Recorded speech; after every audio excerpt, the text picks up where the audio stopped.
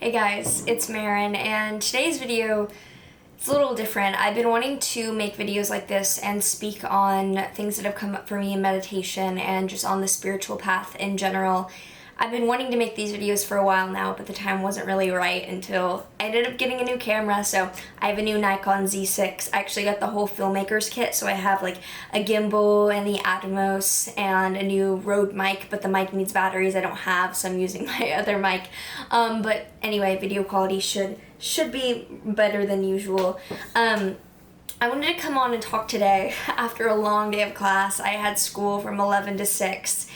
And I've done a lot of things, but I'm turned on because of that, so I think I'm ready to talk and to translate a lot of the channel material that's come through me recently, which has been on higher level limiting beliefs. Not so much the foundational core beliefs that a lot of the spiritual path, the teachings are based on in terms of reprogramming, like scarcity mindset or lack of support in relationships or lack of belief in your own skills. Not so much the things that, we learn early on, or at least that a lot of us on the path are familiar with. We have worked to unprogram this fear around money, or to get rid of the belief that a partner has to complete us, or a partner has to do this certain struggle with us, or even the belief that we have to struggle in general. I know that a lot of us have already deprogrammed that. I'm talking more about what I've come to see as higher level limiting beliefs. And what I mean by that is when we've excelled in one area of our life, we feel the need to compensate by not excelling in another. And I say this as someone who is a high performer and who does connect with a lot of other high performers in my life. I have a book out. I'm finishing college early. Not saying these things to, boast or brag, but I do have a certain amount of productivity and ability to, when I put my mind to things, pursue those things effectively that have come as a result of not having scarcity or limiting beliefs that I think a lot of other people have. I think I came into this life kind of already understanding abundance mindset and law of attraction thoughts creating reality. And so I've recently been, actually this download came literally yesterday for me to think on of higher level limiting beliefs. Because the prime example that was shown to me of something that could be understood as a metaphor for this is something that actually happened to me when I was in 8th grade. And we were having a talk about going into high school and the things that we could expect going into our next journey in high school. And so in 8th grade, we were told that in high school there were 4 S's. School, social life, sports. I wrote this down because it came through me so quickly. Okay, the 4 S's were school, sleep, studies, and sports. And we could only choose 2 of them.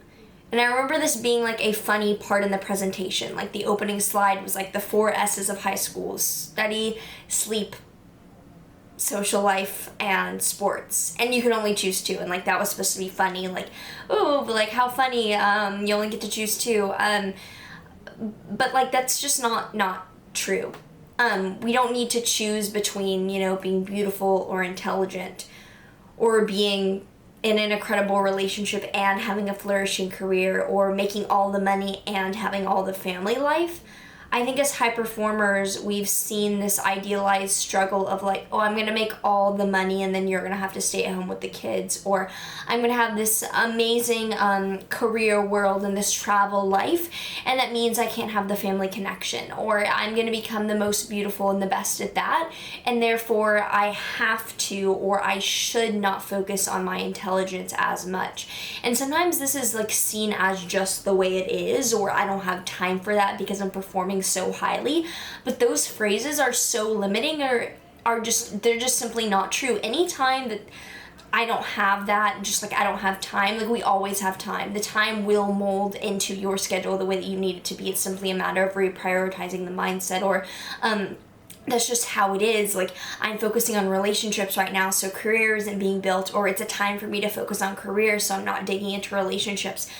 that's often a story that's been fed to us from someone that had a basic core scarcity mindset, so they could not even fathom undoing the high level limiting beliefs. Like, often when we're operating at a high level, it's about fine tuning the way that we speak to ourselves, not necessarily having to do a complete overhaul.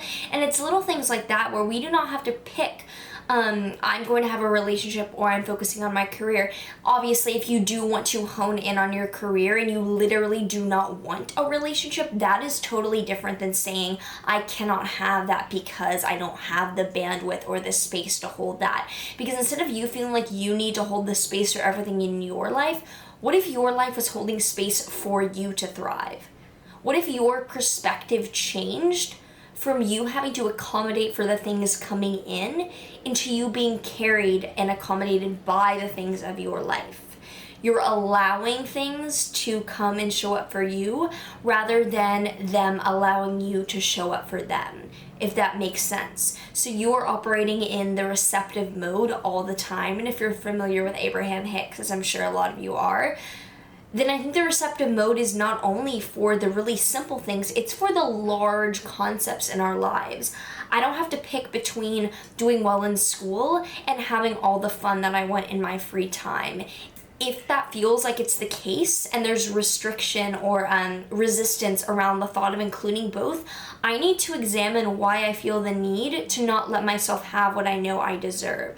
I think that these high-level limiting beliefs sneak in as practicality or common sense a lot of the time, so that they're understood by those with the core lower-level limiting beliefs, not lower or higher, better or worse, just the more complex, more like undone beliefs. Those with the really firm ones think, oh, that's smart prioritization because it appeals to the momentum already behind that limiting belief.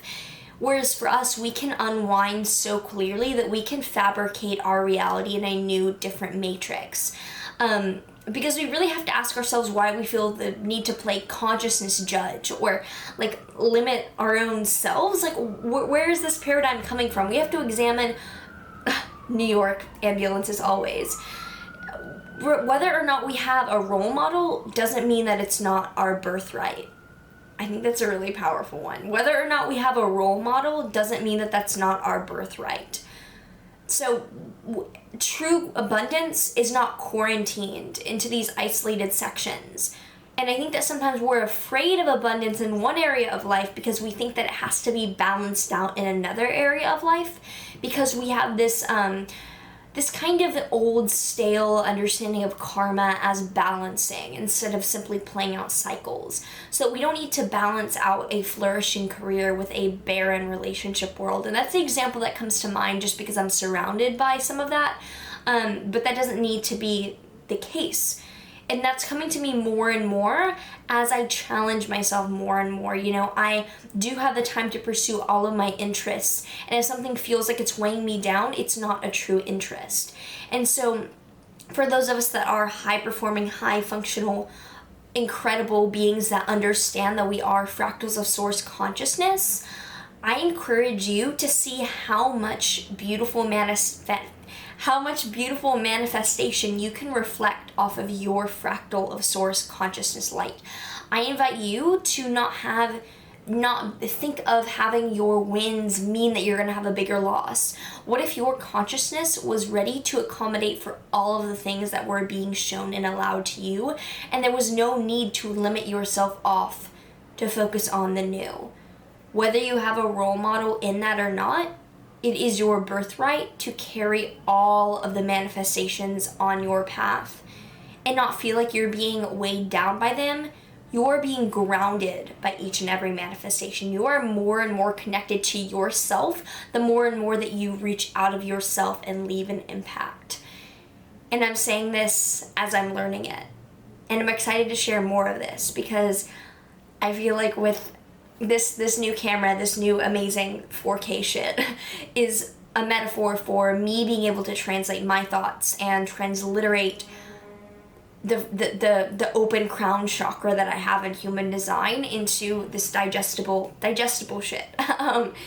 And put out some really beautiful messages that I've been getting and that have made life so beautiful for me recently, because it's like the floodgates have opened and I'm so ready to I mean, I'm super open about sharing this shit because I'm so weird and quantum and I've always been open, but I'm ready to like actively promote what I'm saying because I feel so called. And like those of us that are high performers and highly have all the degrees on the spiritual path are ready for more, and we're ready for ideas to bounce off of each of us in new and different ways. So if you're interested in that, if you like this video and all the things, do all the things, like, subscribe. I do offer private astrology consultations down below, and I would love to read for you if this resonated with you. So I will see you actually, I'm gonna film What Night and a Day tomorrow of some vegan food I'm eating. So maybe I'll see you then. See you in the next video.